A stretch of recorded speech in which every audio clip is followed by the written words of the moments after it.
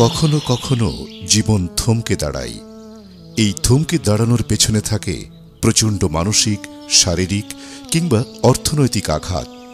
এই সকল আঘাতকে পেছনে ফেলে যারা ঘুরে দাঁড়ায় তারাই প্রকৃত বীর, প্রকৃত যোদ্ধা।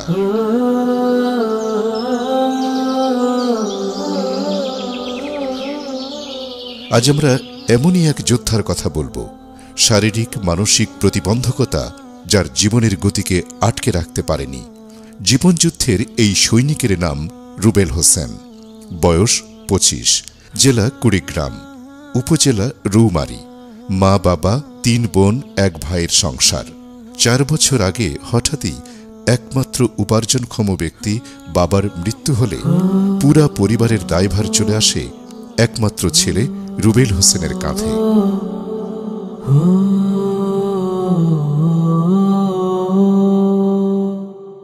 অথচ রুবেল হোসেন নিজেই যেখানে প্রতিবন্ধী, সেখানে কিভাবে সে সংসারের আয় রোজগারে ভার নেবে?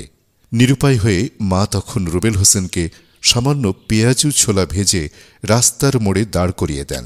আগে এই যে চৌকির উপরে বসে এই রাস্তার ধারে ওই ছোলা মুড়ি, বুট টুট সেদ্ধ করিয়া এগুলো আর কি বিক্রি করত। কিন্তু এই সামান্য আয়ে 5 জনের সংসার চালানোর খরচ জোগানো কি সম্ভব, যেখানে তার ছোট 2 বোনও প্রতিবন্ধী? এসবকে মেনে নিয়েই রুবেল হোসেন মরিয়া হয়ে লড়াই করছেন সংসার বাঁচানোর। 10 বছর ধরে হাত দিয়ে কিছু করতে পারে না, রক্তটা করেছে আপনার বেলা হয়ে গেছে। তারপরে তো হুজুরে বুদ্ধি দিল আমারে, কয় দিছে ভাবি তাহলে কি করে খাইবেন, তাহলে জালমুড়ি পেঁয়াজ এনে যদি বানিয়ে, পেঁয়াজু নাড্ডু এনে যদি বানিয়ে বেচা হারে, তাহলে এনে করে দেখেন। বাজা ভরা বাইজা দিতাম, সে সময় জল চুহির মধ্যে ফালিয়ে বেচত। ঠিক তখনই আস-সুন্নাহ ফাউন্ডেশনের স্বাবলম্বীকরণের ঘোষণা প্রচার করা হলে তার জন্য আবেদন করা হয়। বাংলাদেশের হাজার হাজার দরিদ্র অসহায় ব্যক্তি, মানুষ ও সমাজের মুখে হাসি ফোটানোর জন্য অবিরাম কাজ করে যাওয়া আস-সুন্নাহ ফাউন্ডেশনের টিম তখন ছুটে যায় সুদূর রৌমারীতে রুবেল হোসেনের কাছে। সবকিছু জেনে শুনে আস-সুন্নাহ ফাউন্ডেশন দেশব্যাপী স্বাবলম্বীকরণ প্রকল্পের আওতায় দ্রুততার সাথে রুবেল হোসেনকে একটি দোকান করে দেন। অনুদান পাই আমি আল্লাহ দিলে এখন পরিবার নিয়ে সঙ্গে চলতে আসছি। দোকানটা তো হুজুর মাল করে দিছে, মাল তুলে যে ফেরে দোকান বেচা কিনি করে ভালোই বেচা কিনি হয়, সুন্দর বেচা কিনি হয়। আল্লাহ দিল্লি 3 জন 4 জন মানুষ আমরা খাই, চলাফেরা করি, কাপড় চুপুর এর মধ্যে চলে আর কি। এই দোকানের মাধ্যমে তার বেচা কেনা বাড়তে থাকে। এখান থেকেই শুরু হয় রুবেল হোসেনের ঘুরে দাঁড়ানোর নতুন অধ্যায়।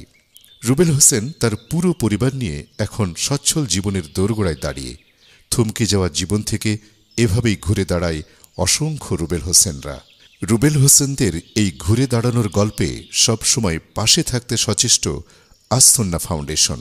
সমাজের বিত্তশালী মানুষের জাকাতের টাকায় এভাবেই আস-সুন্নাহ ফাউন্ডেশন দেশের প্রত্যন্ত অঞ্চলের মানুষকে ঘুরে দাঁড়ানোর পথ দেখায়।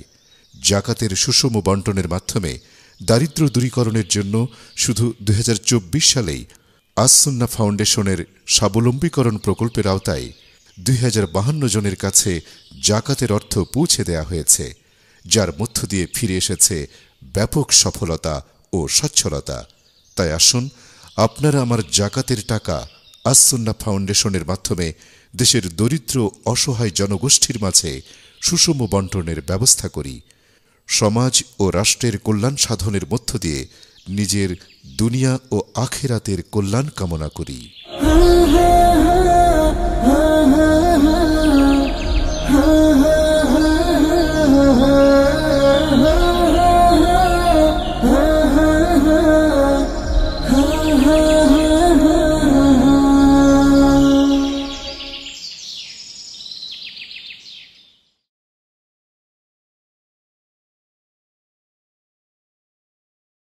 আস-সুন্নাহ ফাউন্ডেশন, উম্মার স্বার্থে, সুন্নাহর সাথে।